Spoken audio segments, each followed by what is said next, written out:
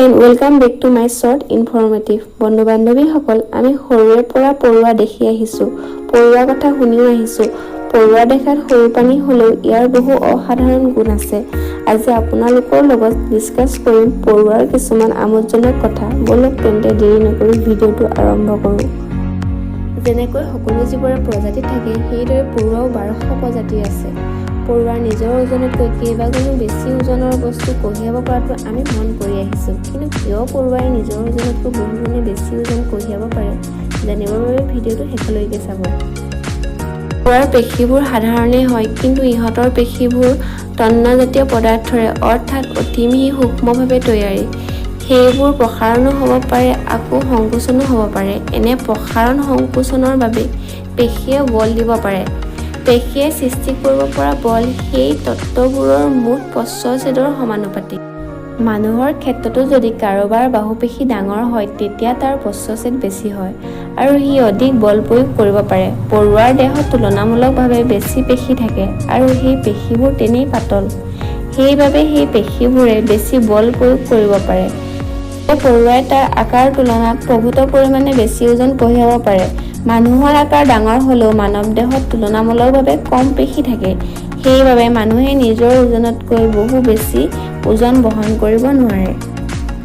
বন্ধু বান্ধৱীসকল, পৰুৱাই শাৰী পাতি কিয় অহা যোৱা কৰে জানেনে? পৰুৱাই নিজৰ খাদ্যবস্তু বাঁহত বা গাঁতত জমা কৰি ৰাখে। যেতিয়া এটা পৰুৱাই কোনোবা এঠাইত খাদ্যবস্তুৰ সন্ধান পায়, সেই পৰুৱাটোৱে তৎক্ষণাতে ঘূৰি আহি লগৰবোৰক জনাই দিয়েহি। খাদ্যবস্তু থকা ঠাইৰ পৰা ঘূৰি আহোঁতে পৰুৱাটোৱে বাটটো পাহৰি নাযাবলৈ নিজৰ শৰীৰৰ পৰা ফেৰোমন নামৰ এবিধ গোন্ধ থকা ৰস বাটে বাটে উলিয়াই আহে।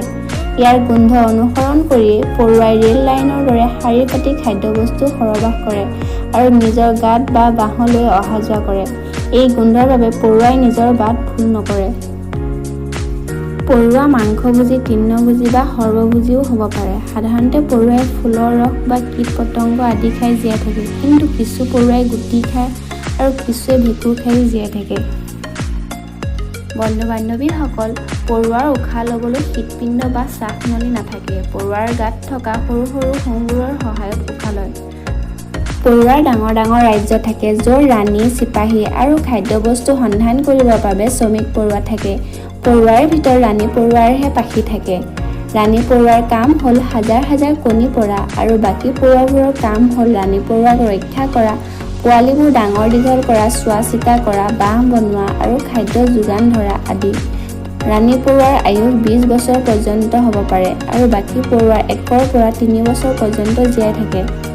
পৰুৱাই কামুৰিলে জ্বলা-পোৰা কৰে, কাৰণ পৰুৱাৰ লালটিত ফৰ্মিক নামৰ এবিধ জৈৱ এচিড থাকে। এই এচিড ছালৰ সংস্পৰ্শলৈ আহিলে প্ৰতিক্ৰিয়া হয় আৰু তেতিয়াই জ্বলা-পোৰা কৰে। বন্ধু বান্ধৱীসকল, এতিয়া জানো আহক পৰুৱাৰ জীৱন চক্ৰৰ বিষয়ে। পৰুৱাৰ জীৱন 4টা অৱস্থাত দেখা পোৱা যায়। প্ৰথম অৱস্থাত এটা কণীৰ ৰূপত থাকে আৰু দ্বিতীয় অৱস্থাত পলুৰ ৰূপ লয়, তৃতীয় অৱস্থাত কীটৰ দৰে হয় আৰু চতুৰ্থ অৱস্থাত সম্পূৰ্ণৰূপে পৰুৱা হয়। বন্ধু বান্ধৱীসকল, আজিৰ ভিডিঅ'টো আপোনালোকৰ নিশ্চয় ভালেই লাগিল। যদি ভিডিঅ'টো চাই ভাল পালে লাইক, কমেণ্ট আৰু ছাবস্ক্ৰাইব কৰিব। লগতে বন্ধু বান্ধৱীৰ লগত শ্বেয়াৰ কৰিবলৈ নাপাহৰিব।